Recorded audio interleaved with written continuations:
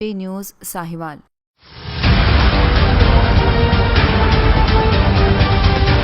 سعودی وزارت داخلہ اور وزارت صحت کی جانب سے ہفتہ وار پریس کانفرنس میں کہا گیا ہے کہ رواں برس حج کا پرمٹ حاصل کرنے والے افراد کورونا وائرس کی دوسری خوراک حاصل کر لیں۔ مشترکہ پریس کانفرنس کرتے ہوئے سعودی وزارت صحت اور وزارت داخلہ کے ترجمان نے بتایا کہ مملکت بھر میں 600 کے قریب ویکسینیشن سینٹر سعودی شہریوں سمیت غیر ملکیوں کو کورونا سے بچاؤ کی ویکسین لگا رہی ہیں اور اب تک 1,85,00,000 سے زائد افراد کو ویکسین لگائی جا چکی ہے اور ہم 70% ویکسین لگانے کے ہدف کے قریب ہیں۔ اس کے علاوہ حج اور بیت اللہ کے لیے پرمٹ حاصل کرنے والے افراد کو بھی چاہیے کہ وہ حج سے قبل کورونا وائرس کی دوسری خوراکیں لگوا لیں۔ علاوہ ازیں سعودی اور غیر ملکیوں کو چاہیے کہ وہ ویکسین لازمی لگوائیں۔ اسی کی مدد سے ہم وبا کو شکست دے سکتے ہیں۔ وزارت داخلہ کے ترجمان نے ملکی اور غیر ملکیوں کو خبردار کرتے ہوئے کہا کہ وبا سے بچاؤ کے احتیاطی تدابیر پر عمل کرنا ضروری ہے۔ گزشتہ ایک ہفتے کے دوران 17,818 افراد کو SOPs اور قرنطینہ کی خلاف ورزی پر بھاری جرمانے اور سزا عائد کی گئی ہے۔ رانا عظیم، SP نیوز، سعودی عرب۔